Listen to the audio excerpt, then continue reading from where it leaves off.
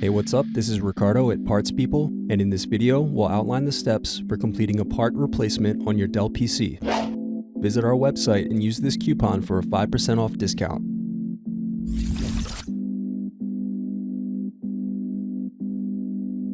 First, slide over tabs and remove battery.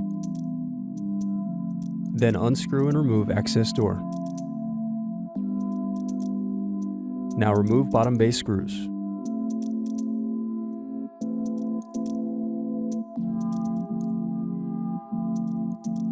Now press in tabs to separate and turn over keyboard. Then disconnect and remove keyboard. Now unscrew palm rest. Then disconnect cables and remove palm rest. Then pry up and remove CMOS battery. Thanks for watching. Don't forget to like and subscribe if you enjoyed this video.